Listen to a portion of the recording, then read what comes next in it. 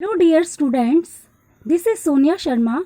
Welcome back to my channel Study with Kanha ji.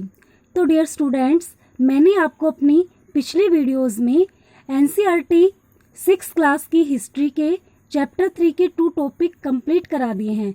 और बच्चों, आज मैं आपको टॉपिक नंबर 3 स्टार्ट कराने जा रही हूँ। पिछले टॉपिक्स में हमने पढ़ा कि हड़प्पा काल के जो नगर की विशेषताएं थी वो क्या थी, वहाँ के भवन, नाले, सड़कें कैसे थे और कच्चे माल की पूर्ति वो लोग कैसे करते थे। और आज हम जो पढ़ेंगे वो पढ़ेंगे कि नगरों में रहने वाले लोगों के लिए भोजन क्या क्या था, वो क्या क्या उगाते थे। तो बच्चों, जो वहाँ के लोग थे वो क्या कहते थे कि नगरों के अलावा गाँव में भी रहते थे और वहाँ पे क्या करते थे, वो अनाज उगाते थे। अनाज के साथ साथ वो लोग जानवर भी पालते थे। अब किसान और चरावाहे ही शहरों में रहने वाले शासक और दस्तकारों को खाने का सामान देते थे, क्योंकि ज़्यादा जो खाने का सामान था वो गांव से ही जाता था। अब पौधों के अवशेषों को देखकर पता लगता है बच्चों कि यहाँ के लोगों ने किन किन फसलों की पैदावार की थी। जैसे इन्होंने गेहूं उगाया था, जौ, दालें, मटर, धान, तिल और सरसों इत्यादि की इन्होंने खेती की थी। अब देखिए, हल का प्रयोग ये लोग करते थे जुताई के लिए मेनली, ठीक है। अब ये हल तो नहीं बच पाए हैं क्योंकि ये कैसे होते थे बच्चों, लकड़ी से बने होते थे। लेकिन हमें ना इन हल के आकार के खिलौने मिले हैं। अब इस क्षेत्र में क्या है कि बारिश जो है वो बहुत कम होती थी, तो इसलिए क्या किया कि सिंचाई के लिए लोगों ने कुछ तरीके अपनाए होंगे। ये एस्टिमेट ये लोग लगा रहे थे कि संवतः पानी का जो संचय था वो किया जाता होगा और जरूरत पड़ने पर उससे क्या करना होता था, फसलों की सिंचाई करते थे वो लोग। अब हड़प्पा के लोग क्या करते थे कि गाय, भैंस, भेड़ और बकरियां इत्यादि ये लोग पालते थे। अब बस्तियों के आसपास क्या क्या होते थे, तालाब और चरागाह होते थे। लेकिन क्या होता था कि सूखे महीनों में मवेशियों के झुंडों को चारा पानी की तलाश में दूर दूर तक ये लोग ले जाया करते थे। और ये लोग क्या करते थे बच्चों, बेर जैसे फलों को ये लोग इकट्ठा करते थे।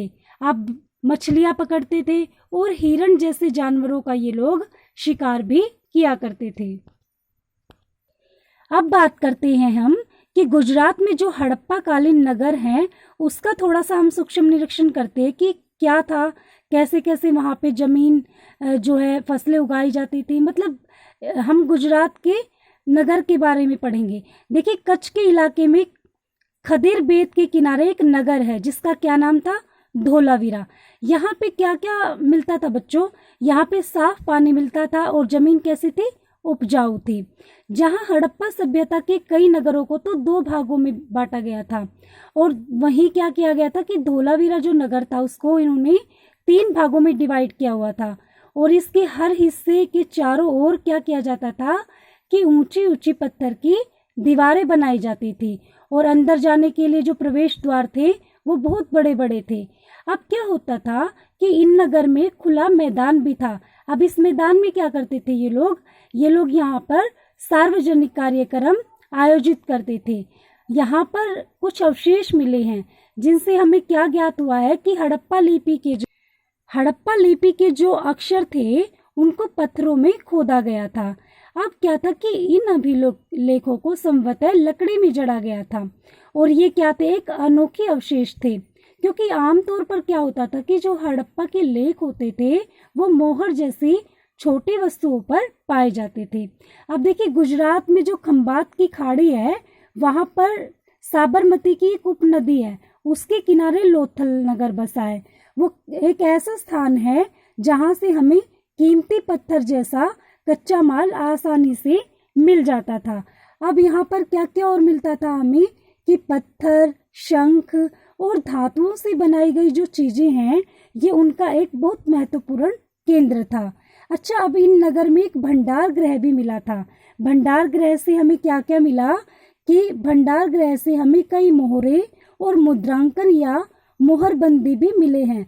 अब बच्चों, बात करते हैं मोहरबंदी की। मोहरबंदी क्या होती है, देखिए, जो गीली मिट्टी पर दबाने से उसकी जो छाप बनती है उसको बोलते हैं मोहरबंदी। फिर यहाँ पर एक इमारत भी मिली है। यहाँ संवत है और क्या मिला है कि मनके बनाने का काम भी होता था, और पत्थर के टुकड़े, अध बने मनके बनाने वाले उपकरण और तैयार मनके भी यहाँ पर मिलते हैं। अभी देखिए मैंने आपको बताया था कि मोहरबंदी क्या होती है। अब इन्होंने डीपली बताया हुआ है कि जो मोहरों का जो प्रयोग था वो किन के लिए किया जाता था, कि जो सामान से भरे हुए डब्बे होते थे या जो थैले होते थे ना बच्चों, उनको चिन्हित करने के लिए किया जाता था। अब इनको चिन्हित करने के बाद एक जगह से दूसरी जगह में भेजा जाता था, और थैलों को बंद करने के बाद क्या किया जाता था, मुहानों पर गीली मिट्टी पोतकर उनसे मोहर लगाई जाती थी, और मोहर की छाप को क्या बोलते थे बच्चों, मोहरबंदी। अगर यह छाप टूटी हुई नहीं होती थी तो ये साबित हो जाता था कि सामान के साथ कोई छेड़छाड़ नहीं हुई है। तो देखिए, शिक्षक दरवाजे खोलते हैं लेकिन प्रवेश आपको खुद ही करना पड़ता है। ये लाइन मैंने आपको क्यों बताई? देखिए बच्चों, हम सिर्फ आपको एक आइडिया दे सकते हैं, आपको कंसेप्ट क्लियर करा सकते हैं, लेकिन बच्चों पढ़ना आपने खुद नहीं है। तो इसलिए आप सभी अच्छे से पढ़ेंगे, अपने कॉन्सेप्ट को क्लियर करेंगे। और मेरी आप सभी लोगों से रिक्वेस्ट है कि अगर आपको कोई बात समझ नहीं आ रही है, कहीं प्रॉब्लम लगती है, तो आप प्लीज़ कमेंट बॉक्स में ज़रूर लिखें। ओके, आपकी हर प्रॉब्लम को मैं सॉल्व करने की कोशिश करूँगी। तो चलिए आगे पढ़ते हैं। तो चलिए अब हम इस सभ्यता के अंत के बारे में पढ़ते हैं कि कैसे इसका अंत हुआ। तो देखिए, लगभग 2900 साल पहले एक बड़ा बदलाव देखने को मिला स्टूडेंट्स, कि जो ये अचानक से क्या हुआ कि लोगों ने इन नगरों को छोड़ दिया। अब लेखन, मोहर और बाटों का प्रयोग भी बंद हो गया था। दूर दूर से कच्चे माल का जो आयात था वो भी कम हो गया था। मोहनजोदड़ो में क्या था कि सड़क के जो किनारे थे उन पर कचरों के ढेर बनने लगे थे। जल निकास प्रणाली भी लगभग नष्ट ही हो गई थी और सड़कों पर झुग्गी नुमा घर बनाए जाने लगे।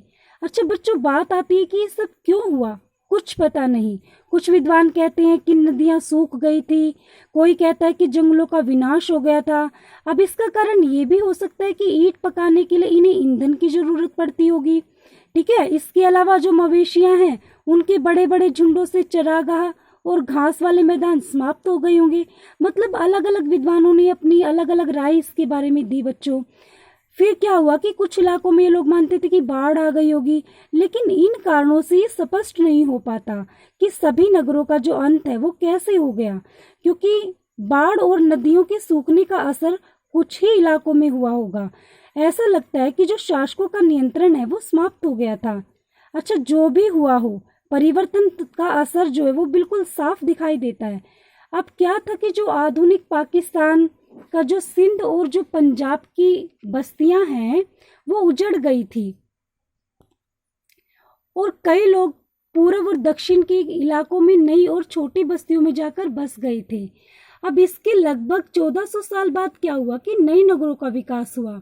इसके बारे में हम बच्चों आगे के अध्याय 5 और 8 में पढ़ेंगे। तब तक के लिए इतना ही बच्चों। आज मैंने आपको चैप्टर 3 कंप्लीट करा दिया है। अपनी नेक्स्ट वीडियो में मैं आपको इसके very short answer type question लेके आऊँगी, जो कि मैं अपने हर चैप्टर के एंड में आपको कराती हूँ।